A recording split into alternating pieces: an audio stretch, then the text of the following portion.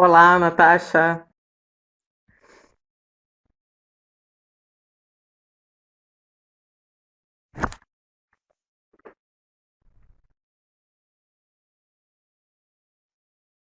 Esperar todos entrarem aí.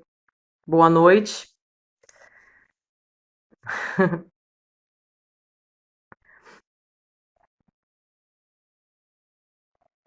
Boa noite.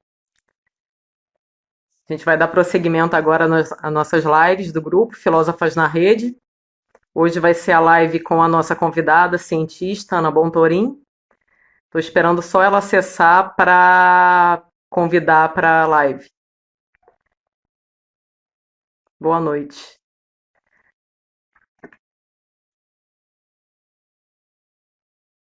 Enquanto isso, eu vou terminando meu vinho.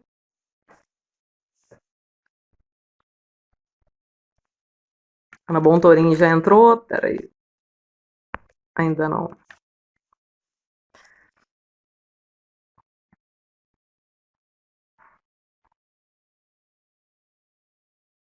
Vinho, claro?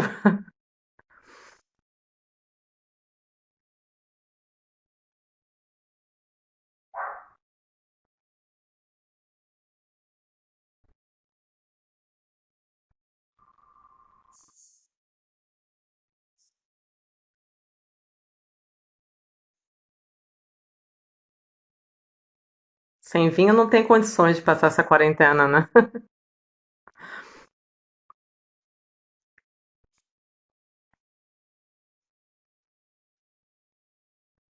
O tema é Ciências, Políticas Públicas e Mulheres. Eu conheci a Ana a partir de uma indicação de uma grande professora que eu conheci na USP, que é a Elizabeth Spinelli, que foi presidente da da Sociedade Brasileira de Etologia, que é Etologia e a Ciência do Comportamento Animal, uma grande etóloga, pessoa que eu tenho cultivo uma grande admiração. Ela me indicou a Ana. E bom, vocês vão conhecer a Ana daqui a pouquinho.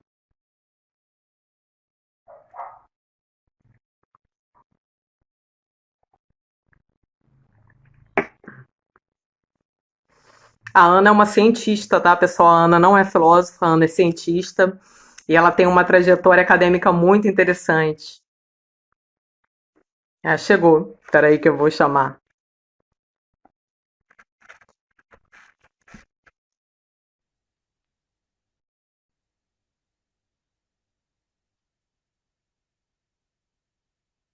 Ana, você recebeu o meu convite? Ah, Oi, Carol. oi, Ana, tá me ouvindo direito, né? Tô te ouvindo, vou até abaixar o som, tá? Tá bem. Aqui tá ótimo também. O Então tá bom. vídeo e o áudio estão excelentes. Excelente, então. E aí, tudo bem? Então, pessoal, vamos dar prosseguimento à nossa live de hoje, né, do grupo Filósofas na Rede. Hoje o tema da live é Ciências, Políticas Públicas e Mulheres, né? E a nossa convidada especial, muito especial, é a nossa querida cientista Ana Bontorim, Ana Durvalina Bontorim, né? Bom, a apresentação, como a gente combinou, né, Ana? Você vai se apresentar, que você tem uma trajetória acadêmica bem longa, né? Bem rica, né? E interessante. Então, acho que é melhor você, né, falar sobre sua própria trajetória, até porque você, como a gente já conversou, né, é um exemplo do próprio tema, né, que você vai falar hoje, né? Que é Mulheres nas Ciências. Então, bom, vamos começar. Aí, a palavra toda sua, Ana. Pode começar. Obrigada, Carol, pelo convite. Obrigada, professora Elizabeth, pela indicação também, né? Estava E. falando da Elizabeth agora mesmo com o pessoal, antes de você chegar. Ai, ela é fantástica. Eu tava, na verdade, olhando pra o Instagram do Filósofas na Rede e perdi, assim, na hora que entrou. Então tá, vou contar um pouquinho de mim, né? Eu sou de Águas de São Pedro, uma cidade bem pequenininha no interior de São Paulo. E eu estudei lá na USP de Ribeirão, fiz biologia, que a professora Elizabeth me conheceu lá, que eu fui aluna de graduação dela. Mas eu não fiz pesquisa com ela. Aí eu fiz mestrado e doutorado pela USP de Ribeirão também, na Faculdade de Medicina. E eu estudava abelhas. E aí eu fiz um doutorado de sanduíche em Brighton, na Inglaterra, na Universidade de Sussex.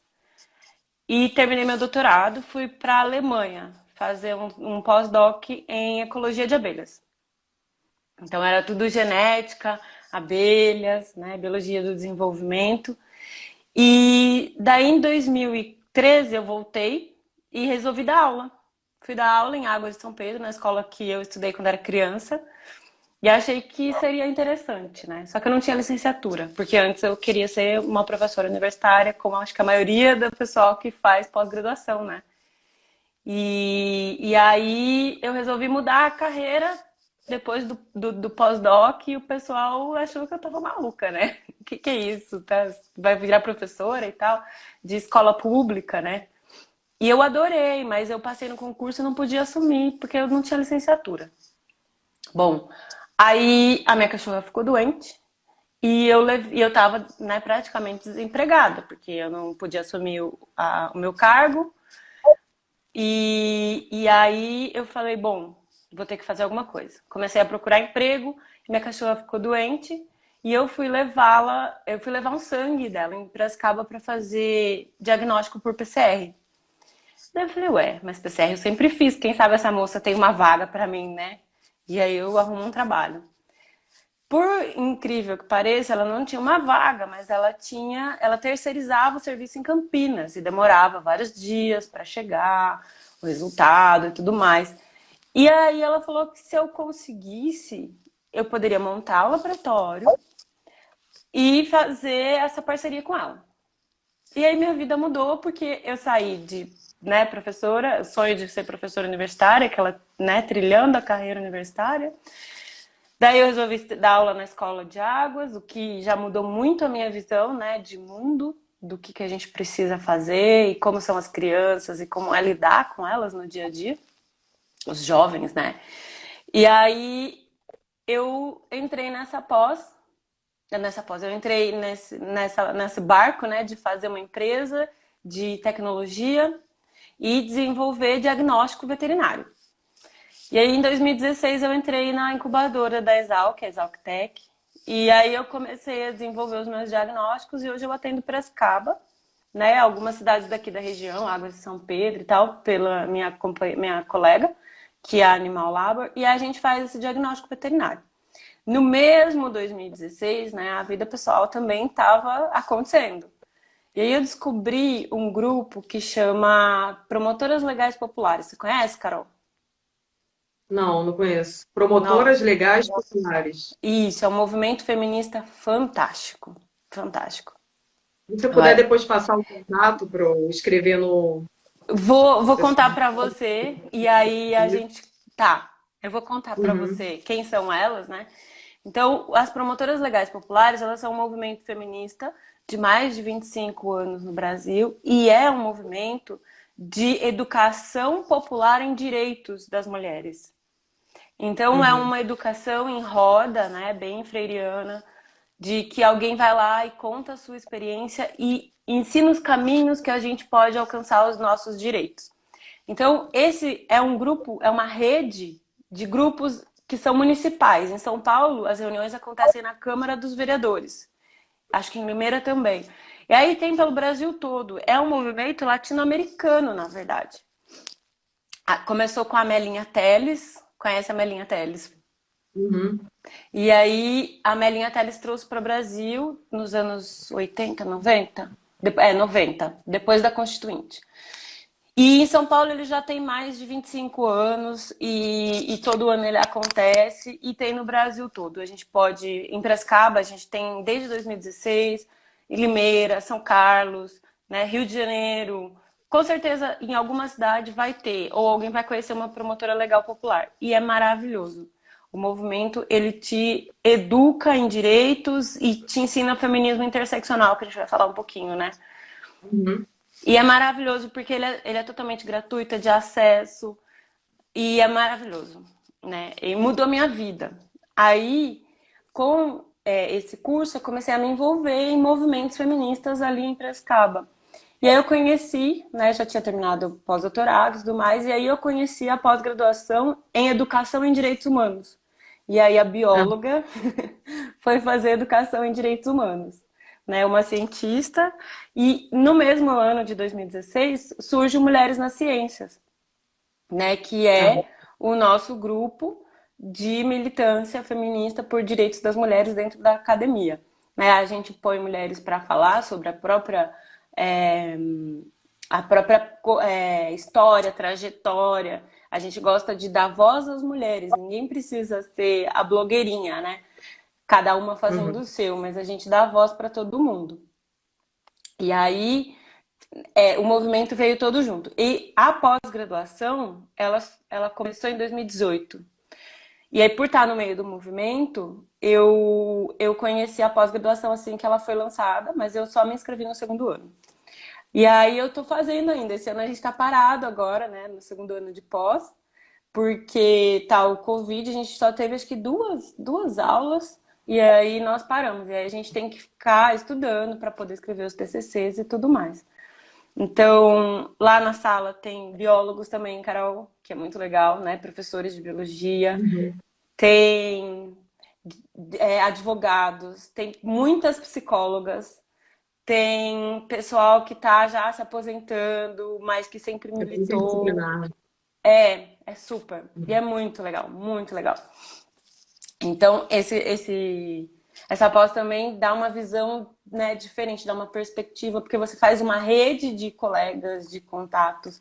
Não tem antropólogo, mas pode fazer. É no IF de Piracicaba e no Instituto Federal de São Paulo, de Piracicaba. Tem gente que vem de São Paulo, as aulas são 2 vezes por semana, no primeiro e no segundo semestre, depois uma vez por semana. É um ano e meio. E aí a turma desse ano que entrou, eu não sei como é que tá, né?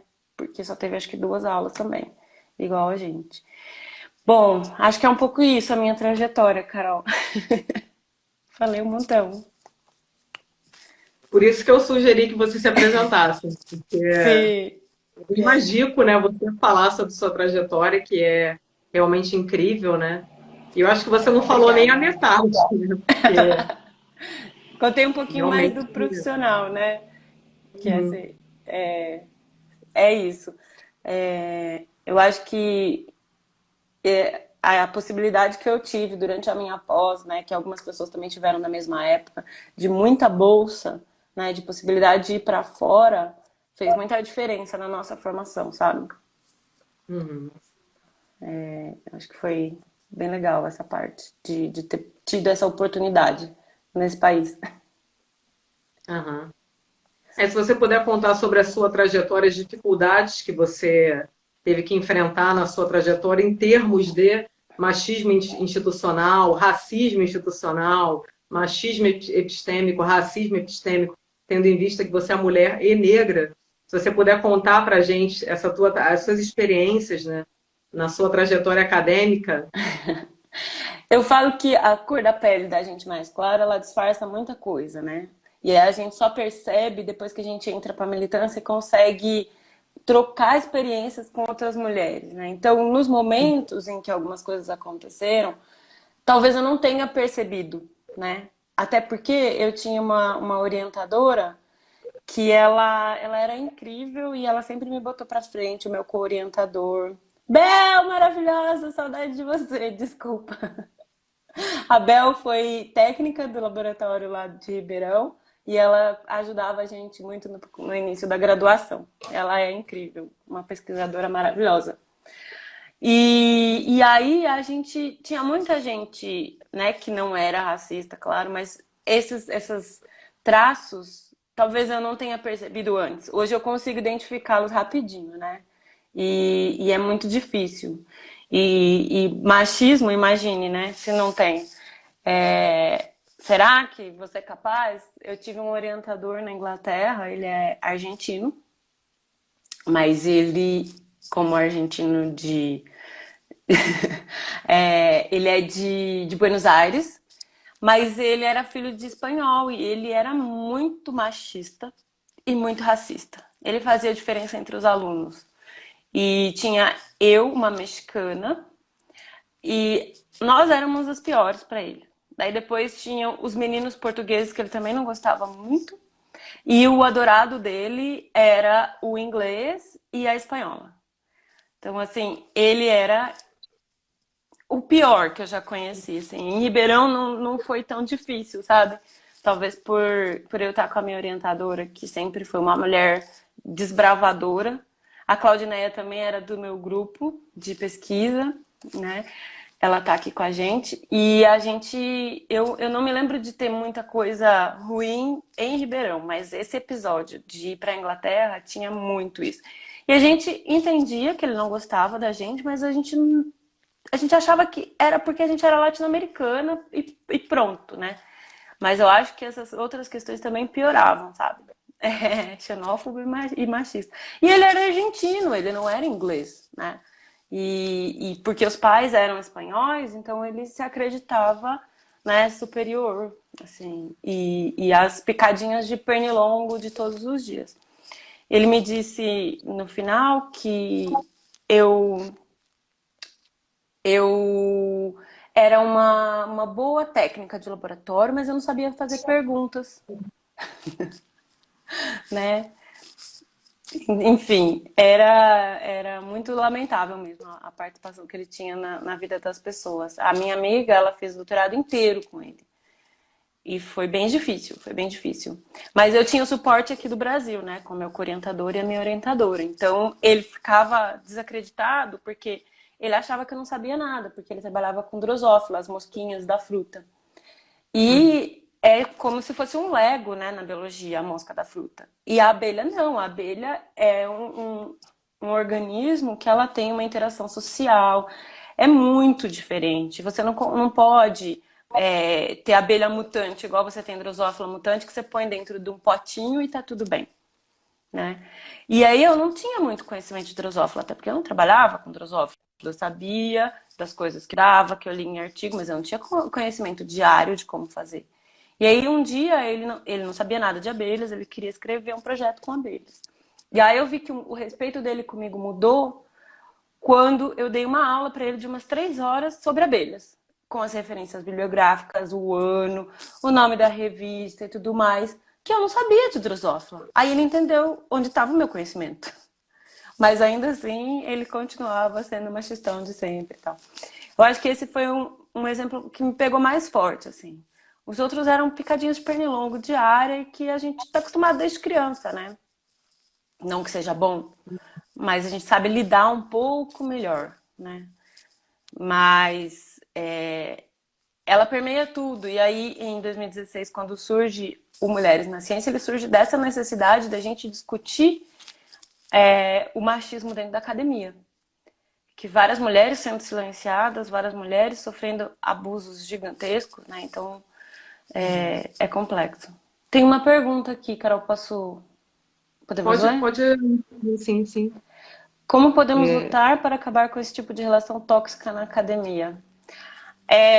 Faz parte do que a gente vai falar, né, Carol? Colocar a diversidade lá dentro, colocar mais mulheres. E a gente, como mulher, a gente tem que olhar e ver se a gente não está reproduzindo machismo ou racismo, né? Porque muitas vezes a gente pode ser... né, tá numa posição de privilégio em relação ao outro e ser opressor, né? Ser opressora, assim como um homem pode ser. Então a gente tem que tomar muito cuidado também, né? De como a gente cuida dos alunos e conversa, enfim. Eu acho que é uma construção e eu acho que começa um pouco, talvez, na educação básica, né? sim.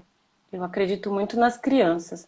Eu acho que elas são capazes de nos ajudar nessa trajetória, né? Porque elas, enfim, a gente sabe de estudos que as meninas, elas acreditam que elas são capazes quando elas são muito pequenininhas, né? A partir do momento que elas começam a ter mais interação social, elas começam a achar que brinquedos inteligentes são para os meninos e elas são só legais, né? Então, a gente tem que entender que onde a gente está errando como educador, né?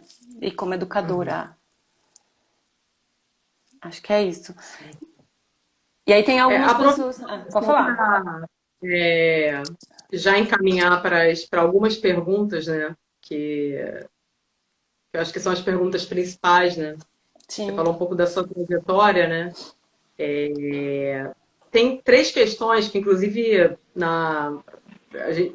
eu e a Natasha, nós fizemos do grupo Filósofas na Rede, nós fizemos uma live sobre mulheres nas ciências, né? Falamos rapidamente sobre mulheres na ciência e na filosofia. Massa. E nós falamos sobre algumas dificuldades, né? E um dos obstáculos, né, que nós discutimos era a questão da maternagem, né? Da maternidade, e que a maternidade seria um dos principais obstáculos, né? O que faz muitas mulheres desistirem de ser cientistas, porque a ciência cobra, né, essa dedicação integral, né? Sim.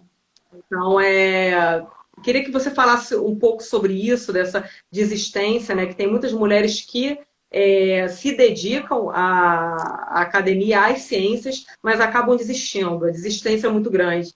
A gente repara muito, né? O que é um pouco diferente das ciências sociais. Muitas mulheres continuam nas ciências sociais, na filosofia, porque não exige, porque tem mais flexibilidade, né? Não exige essa dedicação em tempo integral. E também tem algumas questões que queria que você falasse um pouco, que está dentro da temática dessa live, né, que é a questão das políticas públicas, né? Quais são as ações governamentais que colaboraram com essa possibilidade da mulher cientista ocupar espaços na academia, né? Porque foi um processo muito lento, né? As mulheres tiveram acesso, né, no final do século XIX ao ensino superior, depois só no século XX elas tiveram acesso à comunidade científica, depois só em meados do século XX que elas tiveram acesso a espaços, espaços com mais status, né? A cargos de chefia, a cargos de cientista de gabinete, tudo mais, só a partir de meados, né, do século XX, né, que ela conseguiu, e só atualmente que a mulher está conseguindo construir comunidades autônomas, né? As mulheres estão construindo comunidades científicas caracterizadas por essa nossa racionalidade, que é diferente, que não é uma racionalidade competitiva, é uma racionalidade inclusiva e ampla, que a gente também conversou na live passada, né? Que é uma iniciativa feminista, né? Essa de criar, né? De construir uma epistemologia assente numa racionalidade ampla, né? E não competitiva. Então, eu queria que você, e mais voltada à interdisciplinaridade, a atender a questões sociais, enfim, a uma ciência colaborativa, participativa, inclusive, enfim, gostaria que você falasse um pouco sobre essas questões, né? E o papel das mulheres negras, enfim, porque a gente sabe que também essa perspectiva pluriversal e polirracional, ela não é uma perspectiva ocidental, é uma perspectiva que é baseada também no modo de pensar dos africanos e dos afro-brasileiros. Enfim, eu gostaria que você conversasse um pouco sobre isso, né? Do diferencial, né, que as mulheres fazem, das contribuições feministas, né? Das mulheres para as ciências, né? Porque a gente sabe que não é uma questão da ciência aceitar a mulher, né? Mas é a questão da ciência, da gente transformar a ciência, mudar a ciência para que as mulheres sejam incluídas nas ciências, as mulheres e outras minorias, né? E essa ciência é uma questão de mudar, né? De transformar essa epistemologia dominante, né? Enfim, que é a epistemologia do patriarcado, dos brancos, dos homens. Eu queria que você conversasse um pouco sobre isso, tá bom? Tá bom, querida. A gente vai conversando. Eu acho assim, que começando da maternidade, né, da maternagem, tem muitos lugares. A gente estava conversando lá no simpósio de mulheres em STEM, no ITA, que eu participei de uma mesa, né? E a gente estava conversando. Tem vários recortes para a gente fazer. Então, primeiro, falando de maternidade, se tivesse políticas públicas em que homens e mulheres tivessem o mesmo tanto de tempo de afastamento, né, pela maternidade, paternidade, isso já faria uma grande diferença, né? Porque aí eu não vou escolher você na idade tal, mulher, porque você pode ter filho, porque você é casada e eu não quero pagar o seu afastamento. Ou eu não vou selecionar você no concurso público porque você tá barriguda e daqui a pouco o seu bebê vai nascer e você vai se afastar, né? Então, se os homens também se afastassem, também tivessem o papel no cuidado com o bebê, a gente não teria que ter cuidado, né, de saber, é mulher ou é homem, vai engravidar, não vai se afastar ou não vai. Eu acho que isso é uma primeira política pública mesmo. A segunda é a questão da creche, né? Muitas professoras, muitas alunas têm que levar a bebê para a escola, tem que levar a bebê para a universidade, onde vai trabalhar, ficar com o bebê o tempo todo, porque tem que amamentar, né? E não tem um espaço para deixar. Aí o bebê chora dentro de sala de aula. Às vezes as professoras têm que levar com a bebê para dentro do próprio escritório, né? Então, eu acho que não seria um problema, porque seria, na verdade, dos dois, né? Então, eu acho que isso não seria o problema das mulheres. Seria, na verdade, mais uma etapa da vida das pessoas simplesmente compartilhada, né? Deixaria de ser um problema feminino falar de maternidade, né? E a gente tem que pensar, quando a gente fala em mulheres na universidade, mulheres votando e tudo mais, né? A gente tem que lembrar que as mulheres brancas, elas entraram primeiro nas universidades. Muitas mulheres já faziam pesquisa, né, antes de poderem entrar e tinham, às vezes, que mudar o nome dos artigos científicos, assinar como homens para poderem publicar, né? Então, talvez, eu acho que a invisibilização das mulheres foi muito maior do que a baixa contribuição nesse período em que a gente não podia estar lá dentro. A gente tem aqui no Brasil um problema gravíssimo que as mulheres brancas tiveram seus diplomas de doutorado no início dos anos, né, do século XX, talvez. E as mulheres negras, década de 90, né, 1990, enquanto a outra era 1930. São muitos anos de diferença. Quando vem a lei para poder votar, quem pode votar? São mulheres de determinada classe, alfabetizadas e tudo mais. E aí, mais uma vez, a população marginalizada continuava à margem, né? Então, quando a gente sempre tem que lembrar, quando a gente fala do movimento feminista, a gente tem que lembrar do movimento abolicionista junto. A gente tem que lembrar que não era só o sufrágio, né? E isso permeia as nossas discussões dentro da pós, né? Em direitos humanos. Então, tudo bem, as mulheres brancas tiveram esse direito e tanto. E quando foi que as mulheres negras acessaram esse mesmo direito alcançado pelas mulheres, né? Tem aquela série que está na Netflix brasileira, que eu não vou lembrar o nome, que elas são colegas na década de 60, que aí as mulheres, a mulher negra trabalha no bar da mulher branca, e a mulher branca quer poder trabalhar, e ela tá naquela luta do feminismo, eu quero trabalhar, década de 30, eu acho que é. E a mulher negra fala, eu só queria poder voltar para minha casa e ver a minha filha acordada. Porque eu saio de casa, ela tá dormindo, quando eu volto, ela não tá dormindo. Ela tá dormindo ainda, né? Então, assim, é muita diferença, né? Entre uma e outra. A gente tem que incluir todo mundo, né? Então, eu acho que a educação ela tem que passar nesse ponto. Você tinha me perguntado alguma coisa que eu esqueci já, ao final da sua pergunta. Desculpa. E agora eu até já esqueci mesmo, eu tô tão concentrado no que você está falando. Você pode continuar falando. A gente estava falando também É que eu lembro que eu tinha que falar daí dos livros que eu trouxe pra gente. Uhum. A gente... Hoje dá para também, da verdade. ciência, né? Mais diversa. Uhum. A ciência, eu acho que ela precisa dessa diversidade lá dentro, porque também o conhecimento, ele nasce na diversidade, né? Nas diferentes histórias. Se você der o mesmo projeto para dois alunos, a mesma pergunta, cada um vai responder de uma forma, né? Seja filosofia, seja ciência básica. Cada um vai buscar uma ferramenta diferente para responder aquilo.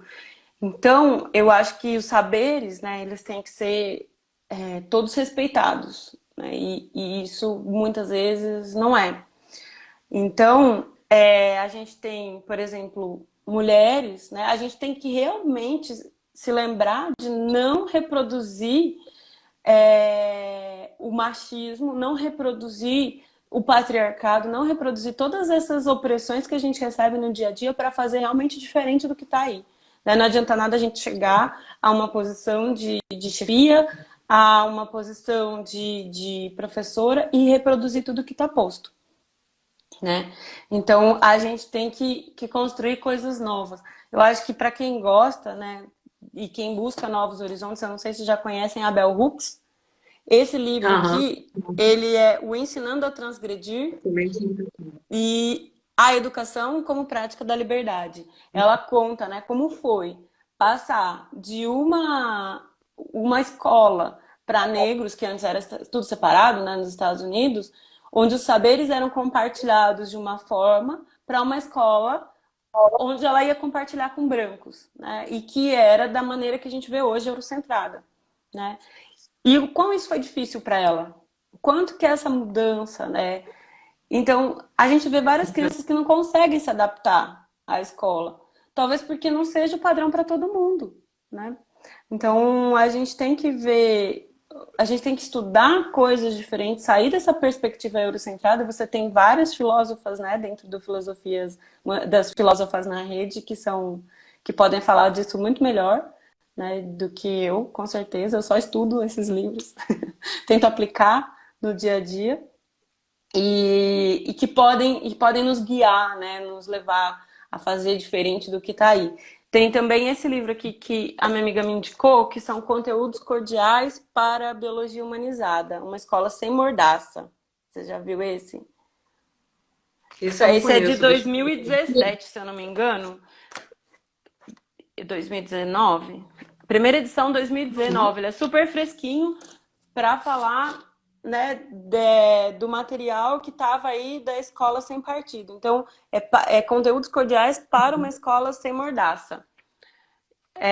Ele é organizado pelo Pedro Pinheiro Teixeira, Roberto Dalmo Varalo Lima de Oliveira e Glória Regina Pessoa Campelo Queiroz. Tem muito conteúdo interessante aqui dentro. Tem também um livro que não está aqui, porque eu estou dentro da minha empresa e não estou na minha casa em Piracicaba. Mas tem um livro que tem histórias de Catemari Rosa, contando pra gente também sobre conteúdos da biologia, que são saberes... Ai, meu Deus.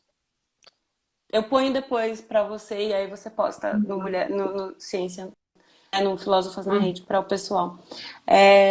São também livros que falam de como a gente pode fazer diferente, de toda a opressão do povo negro, por exemplo, as Hila Cells, né? Que são células tiradas de uma mulher negra escravizada nos Estados Unidos, que até hoje elas persistem e são usadas em laboratório e a família nunca recebeu nada por isso. E os cientistas, é claro, recebem todos os royalties, né?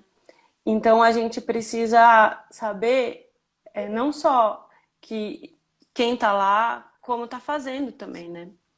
E a gente não fazer igual a gente está reclamando. Porque às vezes a gente reclama, tem um discurso, mas reproduz no dia a dia o contrário do nosso discurso. Então tem que estar sempre atento, sempre atento. Obrigada, Rafa. Descolonizando os Saberes. É a Lei 10.639/2003 no ensino de ciências. É o livro por Bárbara Carine Soares Pinheiro e Catemari Rosa. Ele é fantástico. Descolonizando os Saberes, né? Esse último, Isso. Né? Sobre a Lei 10.639 de 2003, que a gente tem que falar, né, da população. Excelente. Aproveitando, eu gostaria, se você puder falar um pouco sobre essa lei, né? Porque eu comecei a fazer, eu não tenho licenciatura, né? Eu comecei a fazer. Eu terminei a minha. Justamente por conta dessas leis, né? Que eu acho que essas leis são fundamentais, né? Infelizmente, a gente tem que ter uma lei, né, de obrigatoriedade do ensino de história e cultura afro-brasileira e indígena. A indígena foi a lei posterior, né, de 11.645, né? Eu não vou lembrar, amor, mas sempre tem que ter lei, né? E a lei não pega. Pois vamos... Mas já foi um grande passo, né? A existência dessas leis, né? Para obrigar, né? Ver como vai ser essa aplicação, né? E essa a 10.639 é de 2003, né? se eu não Sim, me sim, engano. sim. É uma Se você puder conquista, falar um né, do pouco sobre movimento. isso, conquista, com certeza. É uma conquista do movimento negro, né? E fazendo só um recorte para o tempo de agora, não sei se você percebeu uma mudança nos dados que estão sendo apresentados do coronavírus na população, né? O movimento negro de direitos, coalizão por direitos, né? A coalizão negra por direitos, ela entrou com um pedido para que o governo libere os dados das pessoas infectadas e das pessoas mortas por coronavírus com os dados de gênero, cor e classe, né? Porque a gente tem que Aham. saber quais as pessoas estão morrendo, quais as pessoas estão infectadas, Uhum. né? E aí é muito interessante, porque só depois disso é que a gente consegue ver que, na verdade, 20 e pouco por cento dos negros são infectados e mais de 30% morrem. Né? Nos mortos são mais de 30%. E ainda tem um terço das mortes que não está identificado, né? Cor nem nada. Então, eu me pergunto e fico pensando, será que esses dados, eles são reais? Porque há uma subnotificação de Sim. quem, né? Será que não seria muito maior a taxa de pessoas negras infectadas? Porque a primeira morte é muito significativa, né? As duas primeiras mortes. Elas Uhum. são de um porteiro e uma senhora que trabalhava na casa de uma pessoa infectada, que veio da Itália.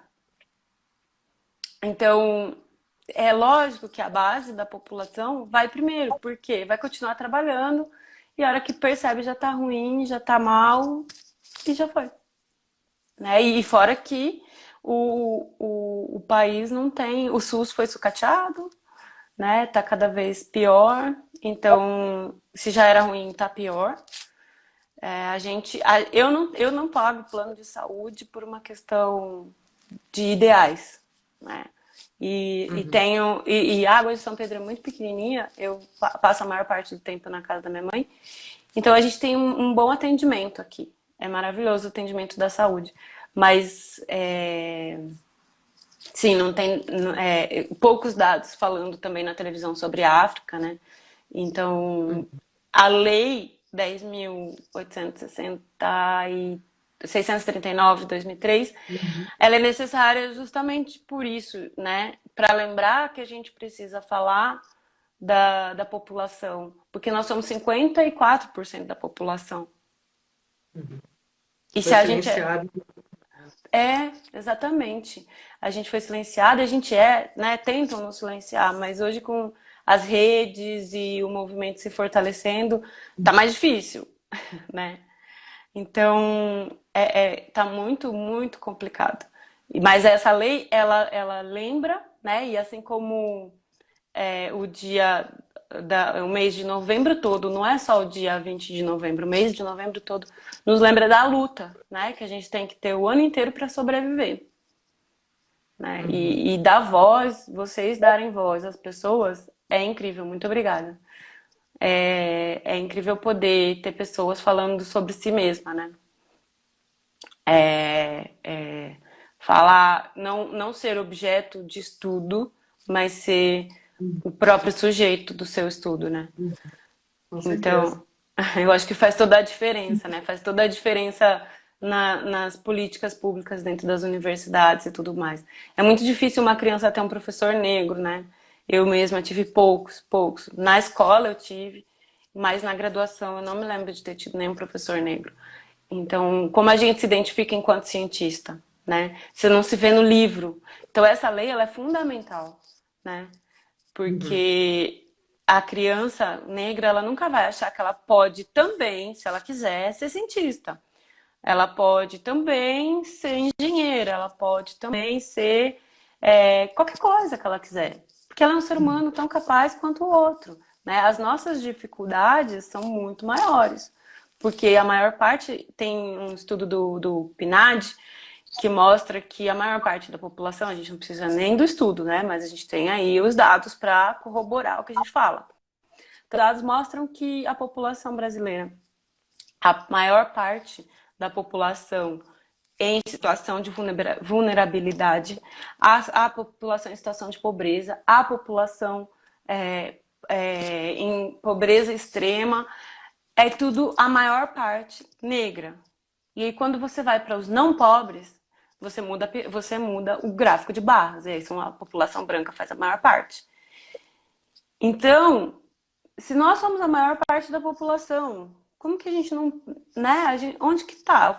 Onde que a gente tá errando? Que a gente também não é metade. Vamos por metade. Se a gente não é 50% dentro da universidade, se os 50% dos meus professores sejam homens ou mulheres, né? Deveria ser 25% para cada. E os indígenas, né? Esse não é não é o meu lugar, mas eles são dizimados e são 6%, 4% da população. E aí, durante a, durante a ditadura, eles foram dizimados que a gente nem ficou sabendo, né? Então, essas duas leis, elas são fundamentais e deveriam existir em outras áreas também, assim como existem as cotas, né? Que são fundamentais, porque eu falo que é fundamental para uma pessoa num país que tem uma situação como a nossa, que para você ter um salário melhor, você precisa de um diploma universitário. Porque existem lugares que você pode ter um trabalho sem diploma, que não é menos importante. De maneira alguma, a gente está vendo, né, hoje, no dia de hoje, 11 de abril, em pleno coronavírus, bombando no país, a gente está vendo quem são os fundamentais. E então, não deveria ser menos remunerado do que alguém que tem um diploma. Com certeza. Né? Porque é tão importante quanto. Mas aqui, onde a gente tem essa discrepância, é fundamental para a mudança de vida de uma família esse diploma de graduação, sabe? Eu sou filha de mãe que era faxineira, de pai que era garçom. Uhum. Ter um diploma de doutorado é significativo para a gente, sabe? Poder ter ido para a universidade muda a expectativa da família, né?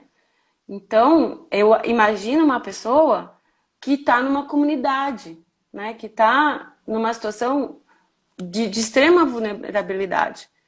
Então, não adianta só também por cota abrir cota para esses jovens acessarem, mas também precisa que esses jovens tenham garantido a sua estada por lá. Mas aí, na hora de abrir um emprego, né, a gente tem que lembrar que o racismo ele é muito mais doloroso. Porque quando você passa no emprego público por uma prova de concurso, é uma coisa. Mas quando você vai para uma entrevista de emprego, muitas e muitas vezes o seu cabelo é questionado, né? Então, várias coisas são questionadas e as pessoas negras não ganham um emprego. Porque é isso, né? O racismo ele permeia todas as questões da nosso dia a dia. Então, eu acho que se uma criança na escola ela vê que existem pessoas negras, né, que têm a história do continente africano, seja ela uma criança branca, ela vai aprender a respeitar a outra criança. Porque eu não sou neta de escravos, eu não sou bisneta de escravos. Eu tive pessoas que foram escravizadas e que são os meus, né, antepassados. Eles eram pessoas que tinham a sua comunidade, que tinham a sua civilização, todo uma estrutura de sociedade diferente, né? E que foram colocados num pacote e separadas as famílias, né? Eu acho que você já deve ter visto as suas colegas falando que o negro ele passa a existir como negro depois do contato com o branco. Porque até então são populações diferentes, com as suas culturas diferentes, e elas têm as guerras entre elas, mas todas são iguais ali, né? Eles estão guerreando por território, assim como em outros locais estão guerreando também. Mas não por causa da cor. Não porque eu sou negra, você é branca, e você acha que eu não tenho alma, e qualquer outra coisa assim, para você poder me escravizar, né? Então, é muito é muito pesado e precisa de muito mais além do que só a Lei 10.639, né? E Aham, a com lei certeza. também indígena, né? É muito difícil você ouvir a história de uma amiga que foi para uma entrevista de emprego e tem o cabelo sendo questionado. Ah, você vai usar o seu cabelo assim, solto, sabe? É muito pesado. Ou um colega de sala de aula. É muito complexo isso. Então, eu acho que o livro, né, ele educa e vai fazer a diferença, né, em como essa criança branca vai ver a criança negra e como a criança negra vai se ver representada, né? A autoestima, né, da criança negra. Uhum. O interessante é que de uns anos para cá, infelizmente, foi muito recentemente, né? Que felizmente a gente tem adotado, né? Como exemplo, né? Como exemplo de epistemologia do Sul, né? Do Sul global, o modo de pensar africano e afro-brasileiro, né? Que é um modo de pensar completamente inclusivo e A bonito, né? diáspora, Por né? isso. É maravilhoso. Exatamente. E não é um modo de pensar competitivo, né? Que é esse que a gente já está tentando se livrar, né? É um modo de pensar Sim. inclusivo, é um modo de pensar pluriversal, é um modo de pensar polirracional, né? É um modelo, é um exemplo, né? O De modo de quilombismo, pensar. né? Exatamente. E todas as comunidades, né? E todos os quilombos que têm sido resgatados a partir da discursividade material, da arqueologia, enfim, de outras fontes historiográficas que não as fontes documentais, né, da história branca oficial ocidental.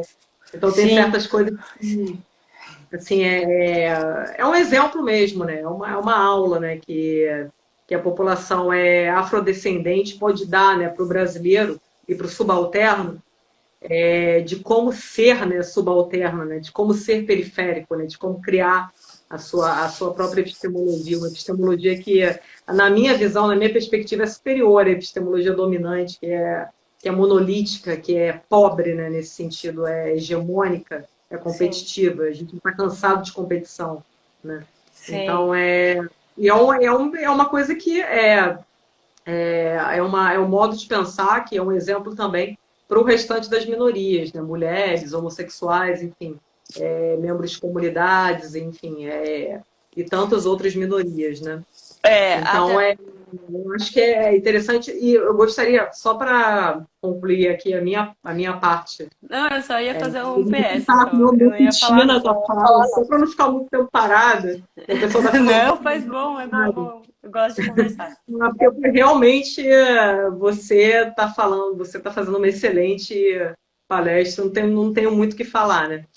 Mas só para eu dar o meu piti, né? Claro, Eu Amanda, queria que vai. você fizesse mais uma pergunta, né? Eu queria que você falasse, já que você tocou nesse assunto, sobre uma questão que é muito debatida também, sobre essas leis, que é a questão das políticas de permanência, né? Mais uma vez estou tocando nesse assunto, porque tem muita desistência sempre, tanto de mulheres e afrodescendentes, em questão de pessoas que entram na universidade, pessoas que entram na comunidade científica, e as minorias elas têm essa tendência a desistir porque não existe uma política de permanência, nem para as pessoas afrodescendentes, nem para as mulheres. As mulheres têm a questão da maternidade, tem a questão de relacionamento abusivo, tem a questão de salários, às vezes existe ainda uma diferença de salário, enfim, ainda não existe uma leis que permitam que essas minorias permaneçam na atividade científica. Queria que você falasse um pouco sobre isso também.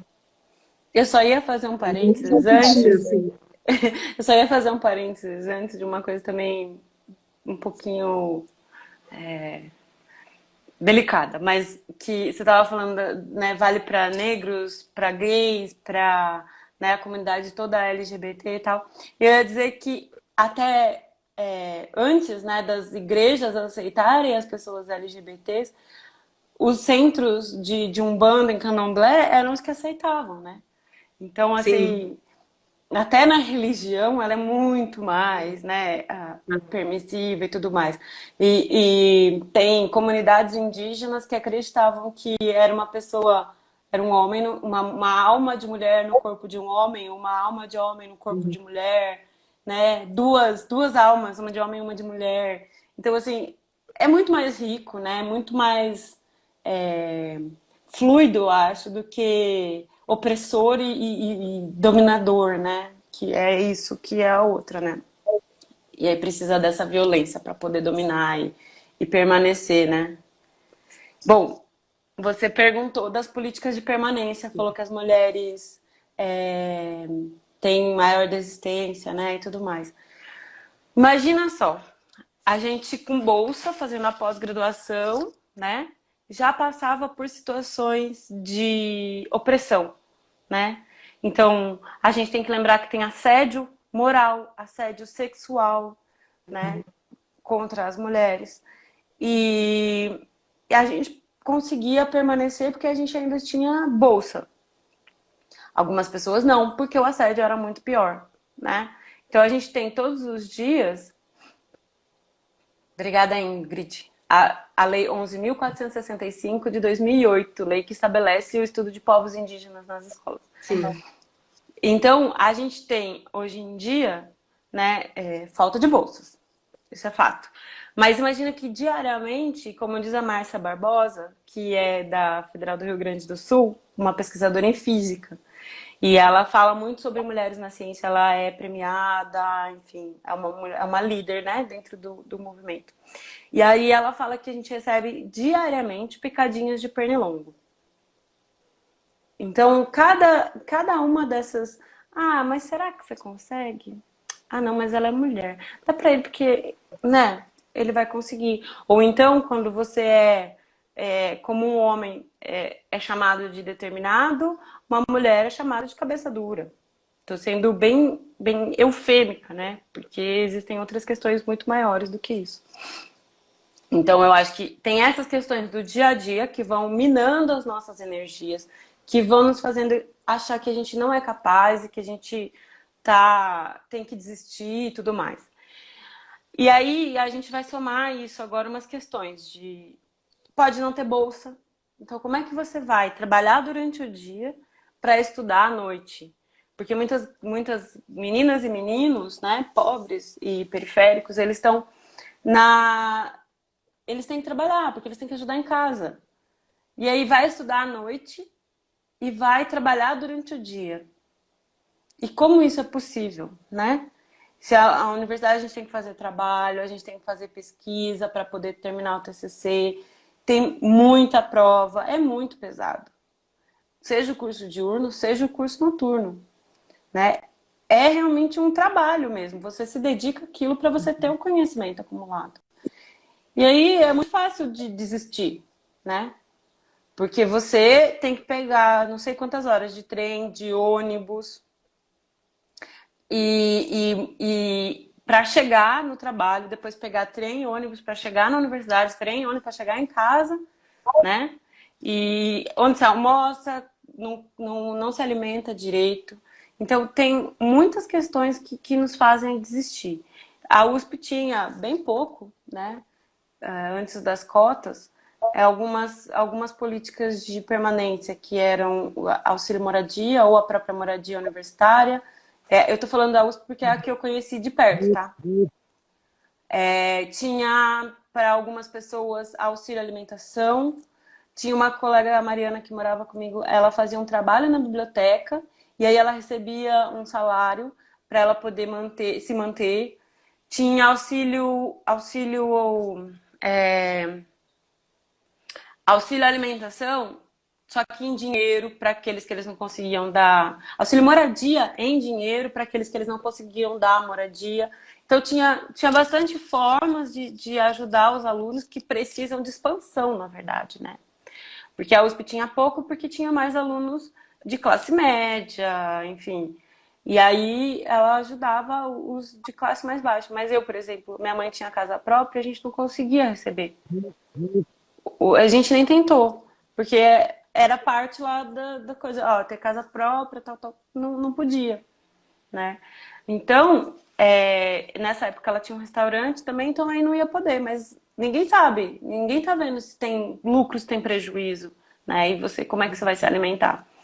Então era aquela história, né? Comia miojo, comia no bandejão, era R$1,90, R$1,90 para comer era bom. E assim a gente ia se mantendo. Então, as políticas de permanência, elas são tão essenciais quanto as políticas de entrada. Né? Você vai pôr um aluno de escola pública lá dentro, você tem que ter a política de permanência. Porque ele não vai permanecer, não porque ele não é capaz, né? Mas porque ele não tem condições de não auxiliar a família, de ser mais uma boca para comer, né? De ser mais um peso em questão de dinheiro para a mãe e para o pai que tem poucas condições. Então, eu acho que Os próprios estímulos, né? Os preconceitos, desestímulos que ele vai passando pela vida. Exatamente. A cima vai se abalando e a pessoa tende a Você tem esses desestímulos diariamente, já. Isso vai ter. Se você for mulher, se você for negro ou negra, você vai ter esses desestímulos diariamente. Esse aí vem no pacote de existir. Né? Você não pertence. Ali é um não pertencimento que a gente fala, né? A gente está ocupando um espaço que nos foi negado sempre. Então, é muito interessante a gente lembrar que a gente precisa disso, né? De manter essas pessoas lá dentro. Até porque a gente não sabe de onde pode sair um prêmio Nobel, né? A gente não sabe de onde vai sair a próxima mente brilhante.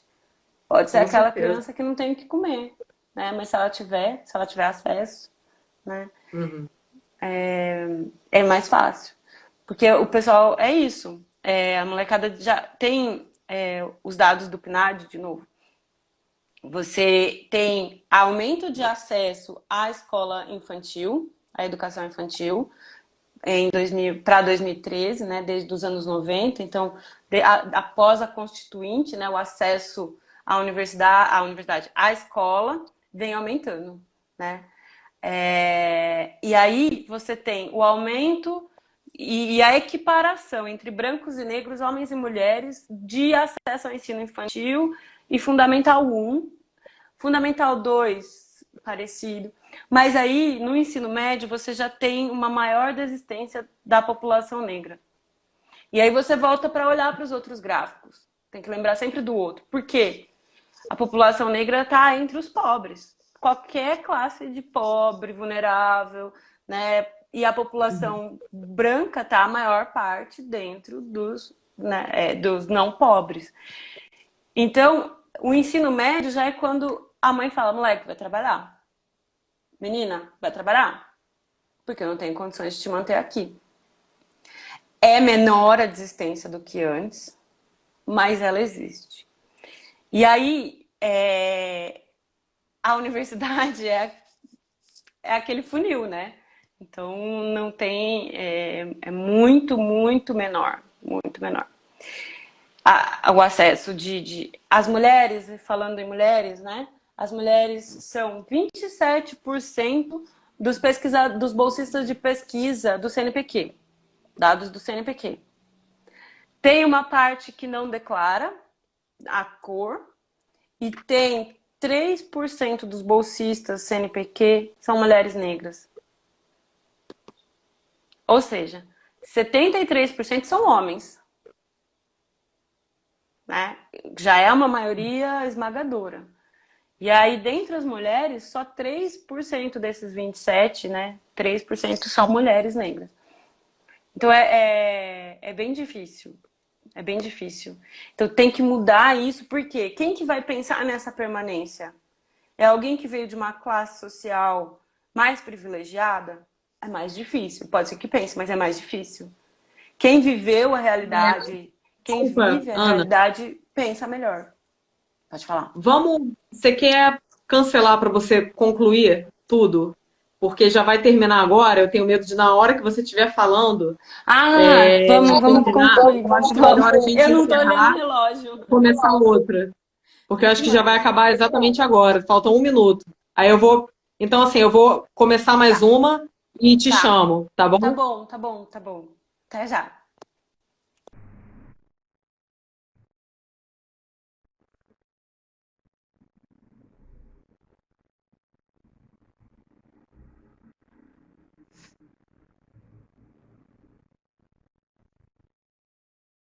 Olá, pessoal. Desculpa ter interrompido, porque já estava terminando o áudio, o vídeo, desculpa, a live. E a gente vai iniciar outra live para a Ana poder continuar falando, senão ia cortar a fala dela, tá bom? Então a gente vai chamar novamente a Ana para dar prosseguimento à nossa live. Obrigado pela paciência, pessoal. É porque a live eu acho que o máximo é 50 minutos.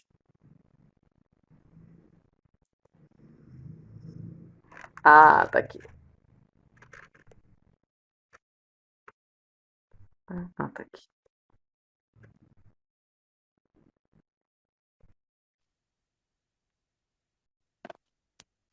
Valeu, pessoal.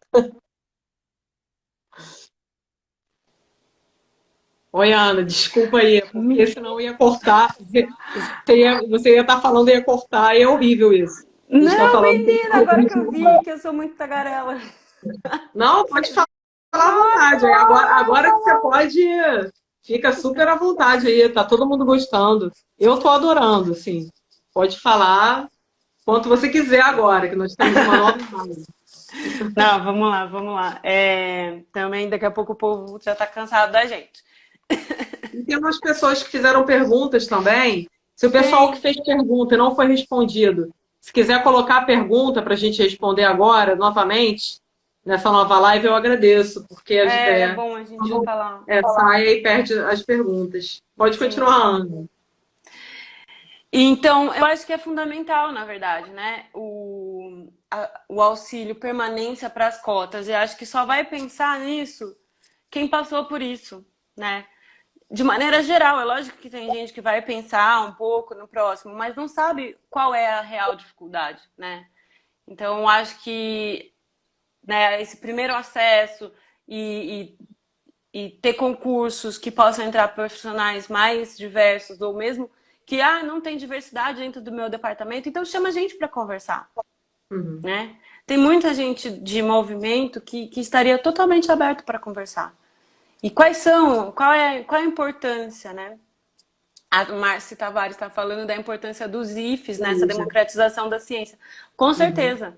Né? Na pós, o meu objeto de estudo agora são as mulheres negras na ciência. Então, eu quero fazer um panorama para ver, um levantamento para ver os dados, como é que tá, quantas nós somos, etc.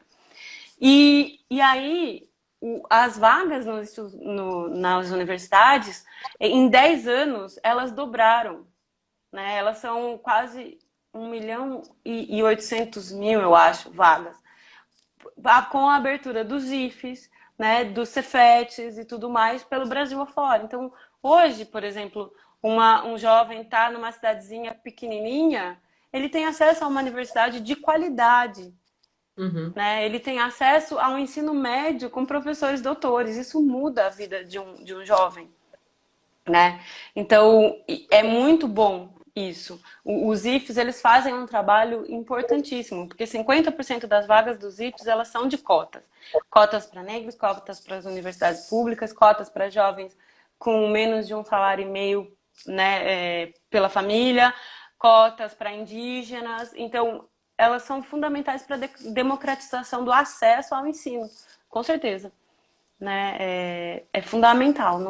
Eu acho que não seria possível a USP, as UFRJs, as UFs, né, e as UEs, as estaduais, elas não dariam conta do que os institutos estão dando conta, né.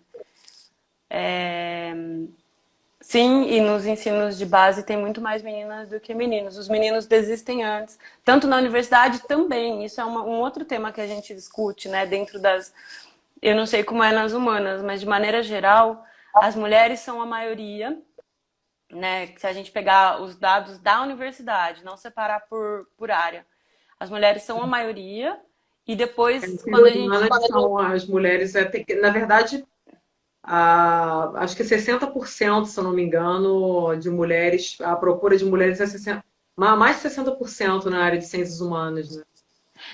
E na graduação a gente é a maioria, né?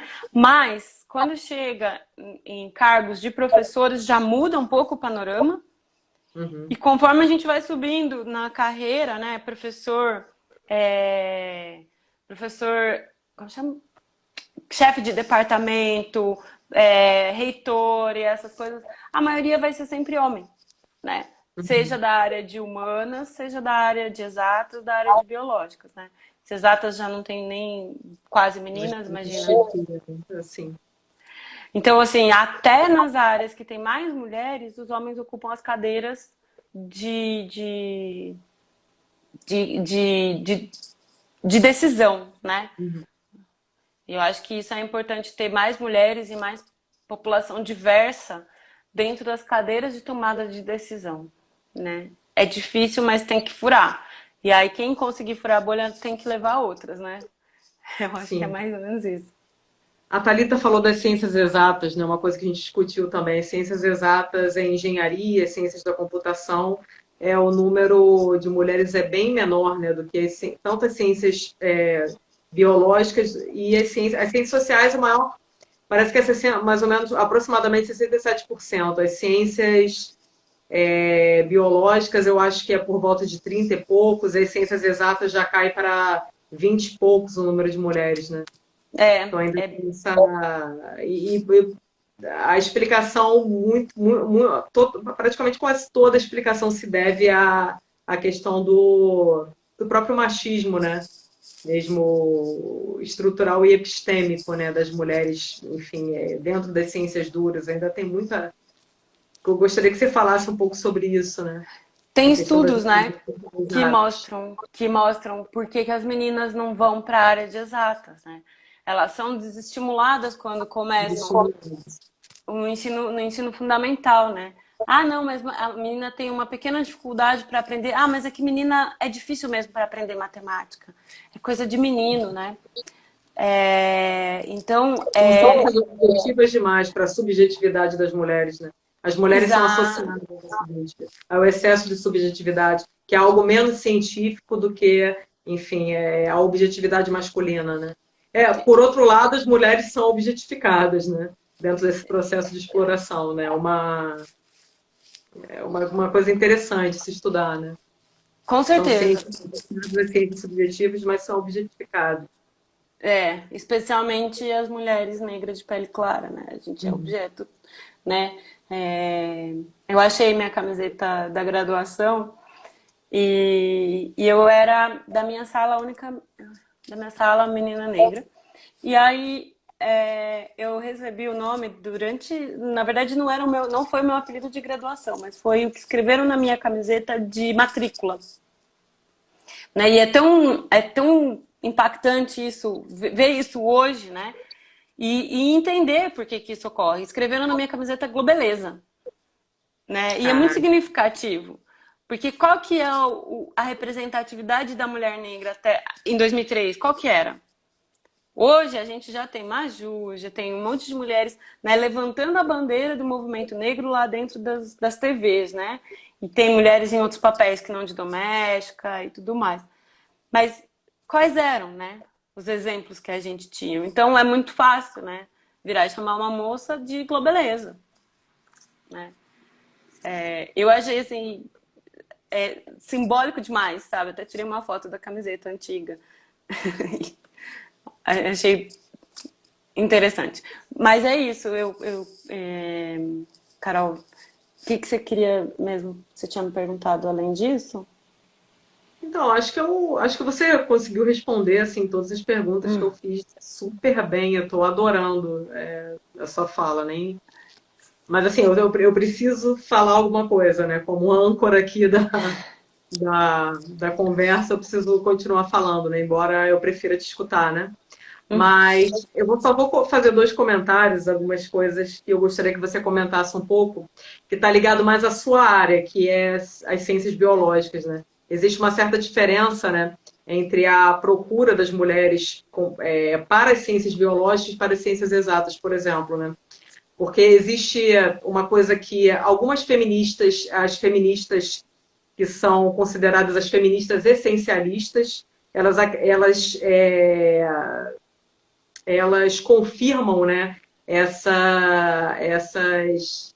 perspectivas. E as feministas que são consideradas anti-essencialistas, elas criticam essas perspectivas. É que dizem que as mulheres, né, elas têm certas características nas suas racionalidades, né?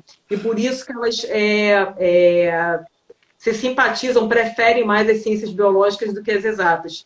Uma dessas características seria, por exemplo, o pensamento holístico, a capacidade maior de empatia, a melhor atentividade, por isso que elas seriam mais capazes de se relacionar com os animais, por exemplo, e por isso mais adequadas às ciências biológicas. Eu vou falar rapidamente que muitas, eu até comentei sobre isso, eu sempre falo sobre isso, né? Que a minha ídola é a Jane Goodall, né? Então, enfim, eu fiz um trabalho sobre ela, então, enfim. Mas, enfim, o Louis Leakey, na década de 60, ele chamou 3 mulheres, né, que não eram da área das ciências biológicas para fazer um trabalho na África para estudar o comportamento animal, né? E segundo ele preferiu escolher mulheres e não homens, porque as mulheres elas teriam uma atentividade, né? Elas teriam uma sensibilidade para compreender melhor o comportamento dos primatas do que os homens, né?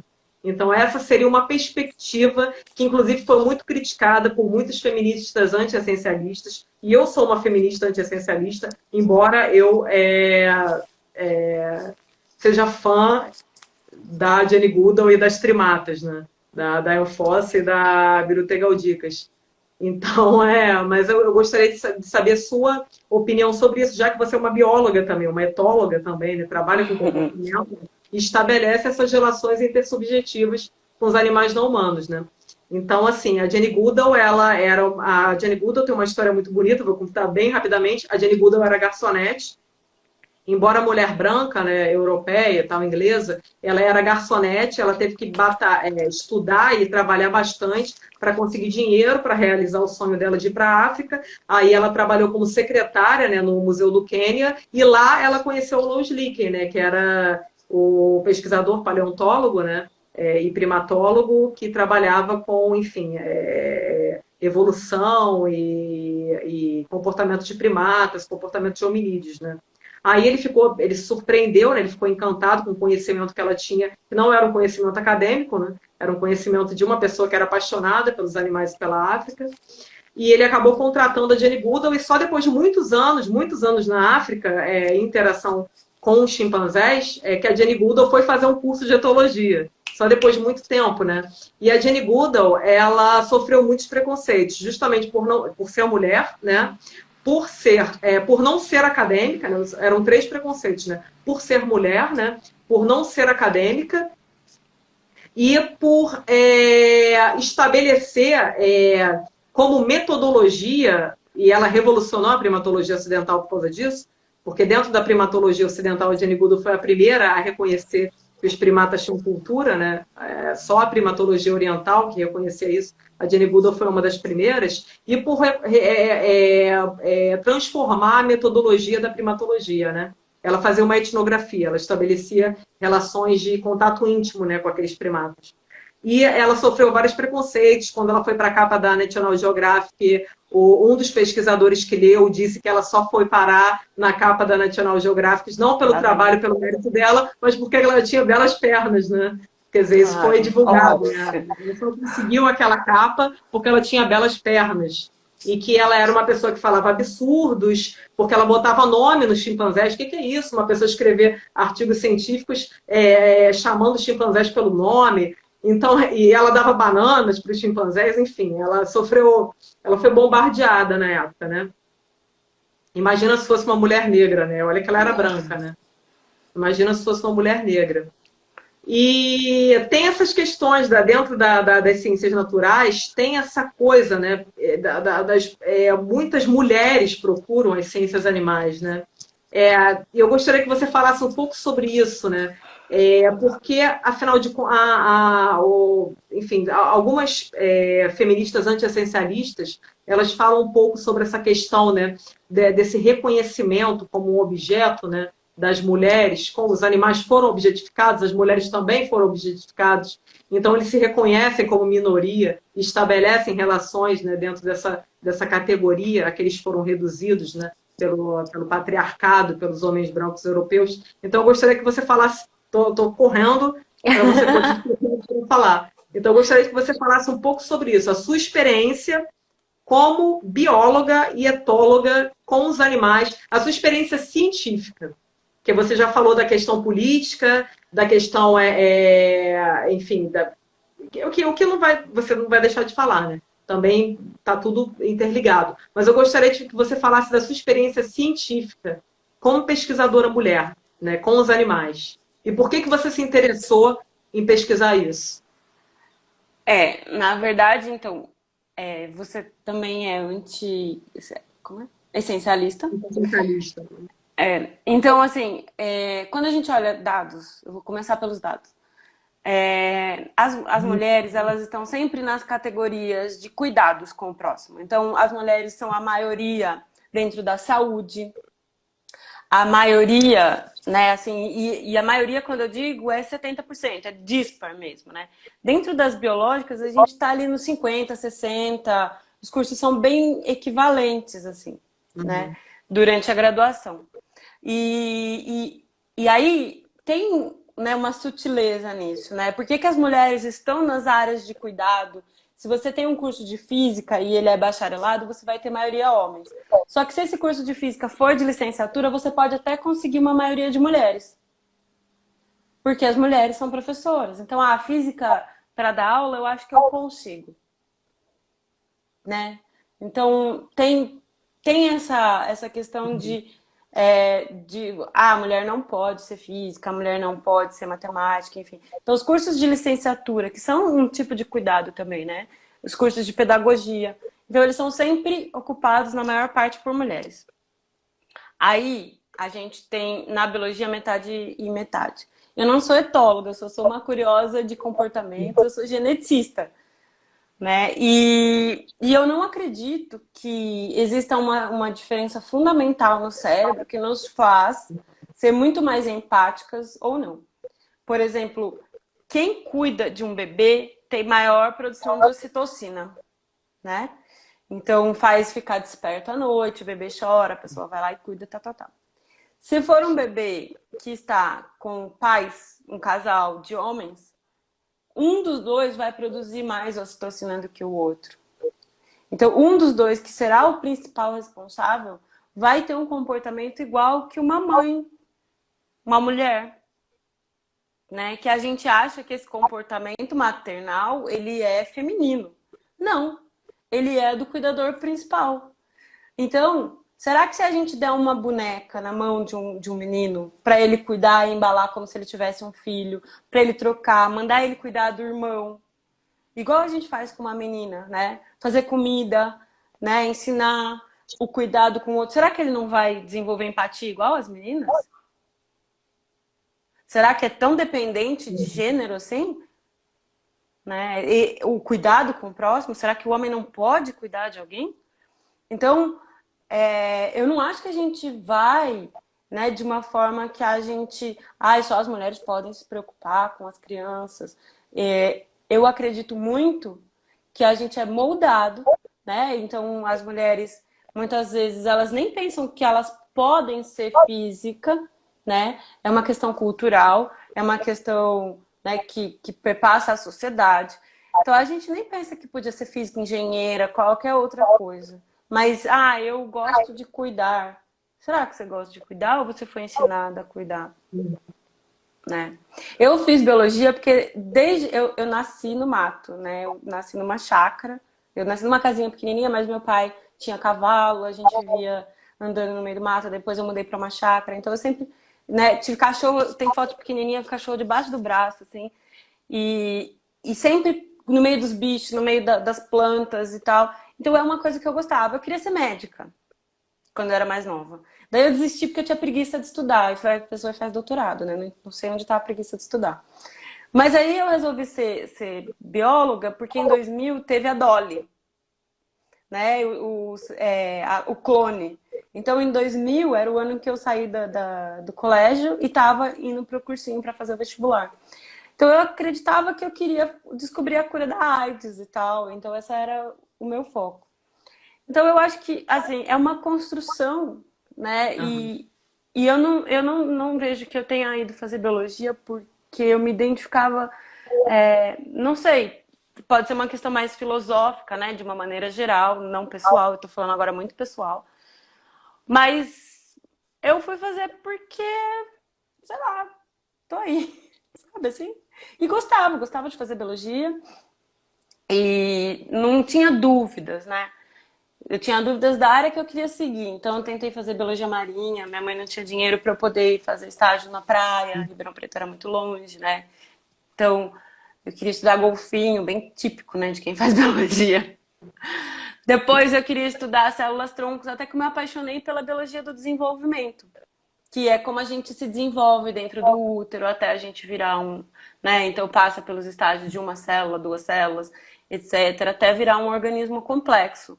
Então eu me apaixonei por isso e a minha orientadora ela estudava a biologia do desenvolvimento de abelhas. Abelhas as abelhas são uma sociedade altamente complexa, né? Basicamente ela é organizada por questões de cheiro e o controle da rainha é uma questão de hormônio, de feromônio, né, que ela emite e controla as operárias. Então, eu não acho que a gente tenha uma diferença como no comportamento animal, por exemplo, de uma colmeia, que o zangão, ele nasce e fica sem fazer nada. E aí as operárias e a rainha, elas têm o trabalho dentro da colmeia. Mas o trabalho do zangão é copular. Então ele vai ser alimentado até ele estar na idade adulta. E se ele não sai de dentro da colmeia, elas param de alimentá-lo e botam para fora. Porque a função dele é copular. Então ele tem que voar, acasalar e aí ele morre. E acabou. E a colmeia é toda coordenada por operárias. Cada operária, ela tem uma função de acordo com a idade. E eu não vejo que a gente tenha o cérebro. Eu estudava o desenvolvimento de pernas, que é um aparelho altamente especializado para cada uma das castas, operárias e rainhas. E eu orientava alunos que estudavam o desenvolvimento do cérebro. E aí o desenvolvimento do cérebro, ele é muito diferente em operárias e rainhas. A proporção, tamanho do cérebro e tamanho do corpo é muito maior em operárias. O cérebro das operárias é muito maior do que o cérebro das rainhas. E isso acontece durante o desenvolvimento. A nossa questão de gênero, não existe nada disso. Uhum.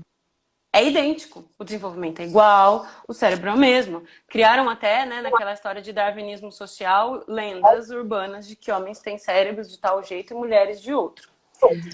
Para justificar machismo e racismo, usaram de seleção natural, de teorias biológicas, né? Então, quando a gente fala de abelhas, sim, elas têm diferenças estruturais e que fazem essa diferença no trabalho da colmeia. Mas não tem diferenças nos humanos, né? Então, a minha experiência como bióloga, né, de um pouco de comportamento que eu estudei, que eu li, né, e que eu posso relacionar à genética, relacionar ao desenvolvimento, é isso. Abelhas é bem diferente de humanos. Até porque o comportamento ética, eu estudei um pouco disso para escrever um artigo de filosofia na pós. E aí eu estudei um pouquinho de ética, foi esse que eu pedi para a Beth revisar. E aí eu tentei relacionar a biologia com a ética, né? Então existem estudos de ética em outros animais, não só humanos. Uhum. E é um comportamento que ele vem sendo moldado, ele vem sendo ampliado. A empatia, né? Os primatas. E até em morcegos existe, sabia? Na Era da Empatia. Não sei se você conhece, é um livro bem interessante. As pesquisas dele são bem interessantes, né? Quem? Eu não entendi. O Frazel, o livro A Era da Empatia, não sei se você já ouviu. Não vi. Não. Ele defende uma perspectiva que ao contrário da sociobiologia, né? O ser humano compartilharia com os demais animais a empatia, né? E não o egoísmo. Sim, sim. Contrariava as perspectivas que precederam, né, da sociobiologia. É bem interessante essa perspectiva. Seria uma biosocialidade, né? O que o Franzel defende, né? Sim, aí ele trabalha com essa questão de senso de ética, em primatas não humanos, ele trabalha com etologia de primatas não humanos. É bem Sim, interessante. eu li algumas coisas, eu não vou saber agora te falar, mas eu li algumas coisas disso. Também tem em morcego, né? Uma Uhum. questão de hoje eu tenho o alimento, eu te dou. Mas eu sei que se você tiver amanhã, você vai me dar. Então, também pensando, né, que eu compartilho para poder receber depois. Né? Não se sabe se ele pensa nisso, né? Vou receber depois. Mas com certeza o outro vai compartilhar com aquele que compartilhou com ele, né? Uhum. As abelhas, elas têm cuidado com as irmãs. E é muito interessante, porque se elas fossem, né, viver em comunidade e cuidar da, das filhas dela, elas teriam 50% de parentesco com as filhas. Como o zangão, ele só recebe metade da carga genética, ou seja, tudo que ele tem, ele passa para as filhas, acaba que quando elas cuidam das irmãs, elas têm 75% de grau de parentesco com eles, com elas. Então, se a gente pensar geneticamente, é muito mais interessante ela cuidar das irmãs, que são 75% parecidas com ela geneticamente, do que cuidar das próprias filhas, que seriam 50%. E aí os himenópteras que têm esse comportamento social, né, das abelhas, elas têm esse desenvolvimento, né? Então elas trabalham, elas cuidam das irmãs e não das filhas, né? Tem algumas que não cuidam da colmeia, que põem ovos também e tal, mas esses ovos viram zangões, né? Mas elas são, às vezes, quando são encontradas, elas são mortas, elas são retiradas de alguma forma, porque Uhum. desequilibra um pouco. Mas é isso. E quando, por exemplo, uma colmeia tá em perigo, tá acabando, muito mais abelhas começam a pôr ovos e aí elas põem ovos e nascem zangões, porque as operárias não cruzam, então é não fecundado. E aí esses zangões podem manter a genética da colmeia viva, porque eles vão voar e vão acasalar com alguma outra colmeia. Então é também um lançamão de manter a sua genética, né, perpetuar a sua genética dentro da população. Enfim, essa é a minha visão de bióloga, né? Uhum. Não, não acredito que seja muito ligado a essa diferença de gênero que é tão Uhum. falada a qualquer tipo de desenvolvimento embrionário e genético. Sim, muito obrigada pela resposta. Eu concordo plenamente, quer dizer, enfim, tem muitas pessoas que discordam, mas a minha perspectiva que eu simpatizo, né, que eu sigo é essa mesma, né? Antiessencialista, eu queria só ouvir a palavra, né, de uma bióloga que realmente entende disso. Que esse é um debate que, enfim, tem grupos, né, feministas essencialistas, né, que, enfim, eles tentam partir desse princípio que a mulher ela possui essas características diferentes, enfim. É uma coisa muito se fixar, né, padrões e comportamentos dentro de um grupo, enfim, eu não concordo com isso também. Mas, enfim, adorei a sua fala, você contribuiu muito, não sei se você viu os comentários, as pessoas adoraram. Eu vi alguns comentários, eu queria ter respondido algumas coisas. Mais vezes com a gente, né? A gente vai ter que encerrar agora. Eu gostaria que Sim, você encerrasse, mais uma vez eu dando aqui, eu piti, né, na sua fala, mas eu gostaria que você encerrasse falando, enfim, já pensando em encerrar, entendeu? Falar já pensando em encerrar. E se pudesse, sei lá, dar um pouco da sua opinião sobre a pandemia e como as mulheres estão atuando, como as cientistas estão atuando no combate a essa pandemia, o que, qual, enfim, eu estou um pouco por fora de quantas cientistas mulheres, ou se você tem ideia de quantas cientistas mulheres estão engajadas, né, em combater o coronavírus. Aí a gente encerra falando da pandemia, né? Que tem que falar, né? Atual, né? Infelizmente, a gente tem que falar um pouco. É o que a gente está vivenciando. Sim. Carol, eu agradeço imensamente o convite. Conhecer Eu que vocês agradeço, também. As totalmente, cara. filósofas na rede. É bom saber que existem vocês. Vamos conversar mais entre grupos também, né? O Vamos. Mulheres na Ciência está aí. Amém. Né? A Rafa está falando aqui pra gente. Rafa, você também é maravilhosa. Todas as mulheres que trabalham nesse grupo são maravilhosas, né? Nós somos 7 coordenadoras, mais 2 editoras. E é um trabalho homérico, gigantesco e que não seria feito sem cada uma delas, sabe? E, e O aí... site é mulheresnaciencia.com.br. Tá. E aí a nossa arroba aqui no Instagram é Mulheres na Ciência BR, tudo junto. No Facebook também e no Twitter é Ciência Mulheres, né?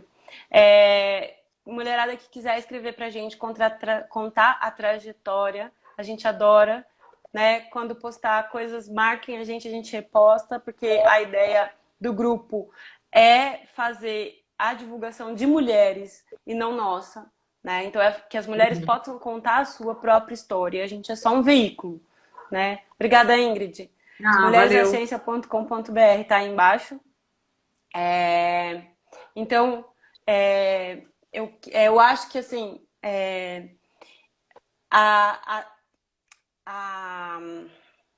o sequenciamento, né, do Covid aqui no Brasil, ele é muito significativo do quanto que a ciência precisa da diversidade, né?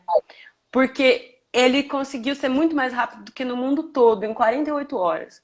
E essas técnicas existem aqui e elas existem porque a gente precisou sequenciar Zika vírus, né, dengue e tudo mais, e precisava ser muito rápido. Então, é muito emblemático, né, que seja 2 mulheres negras, né? Então, eu acho que a gente está aí na batalha.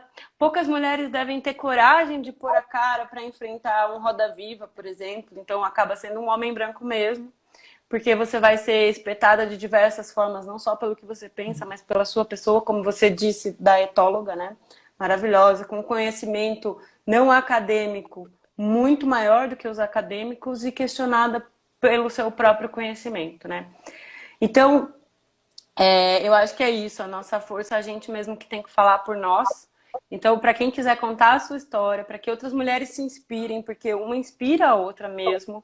Às vezes a gente se identifica muito rapidamente com um texto que chegou e que a gente leu. A gente tem o nosso e-mail do site, que é o contato@mulheresnaciencia.com.br. E quem quiser mostrar a sua pesquisa, né, enquanto está fazendo, quem estiver pesquisando e quiser marcar Mulheres na Ciência, Mulheres na Ciência BR, a gente reposta. A Rafa que cuida do Instagram pra gente. A Rafa falou com a Jaque Góes no podcast sobre o sequenciamento do Covid, e o podcast já está no Instagram do Mulheres na Ciência BR. Tá? Ótimo.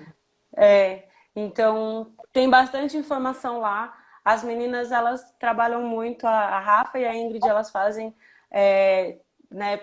trabalho de rede social, então elas escrevem, tem várias dicas de lavar a mão, de todos os cuidados e etc. E aí tem as editoras, que somos as outras meninas, a Agnes, eu, enfim, uma galera. E a gente tenta falar sobre o Covid. Então no site também tem coisa falando, tem iniciativas para ajudar a população que precisa. Então lá tem bastante coisa. E enfim, é isso. Muito obrigada. Eu que te agradeço imensamente. Nós do grupo Filósofas na Rede te agradecemos completamente e agradecemos também ao seu grupo, né? Mulheres na Ciência. Enfim, a gente vai fazer divulgação. Muito obrigada pela participação. Foi um prazer imenso conversar com você. Gostaria de ficar, bobear a noite inteira ouvindo. E obrigada a todo mundo que ficou ouvindo a gente, né? E mandou pergunta e desculpa que a gente não perdeu. Mas que ótimo. E vamos tentar combinar outra coisa em parceria. Vamos ver aí que a gente pode fazer junto, né? As Vamos, filósofas agora a com gente. certeza estão apoiando aí o seu grupo, o seu trabalho, maravilhoso. Muito obrigado, Ana. E a gente apoia vocês, vamos juntas, né? Sempre. Muito obrigado. Obrigada, Vamos tchau. encerrar, pessoal. Tchauzinho.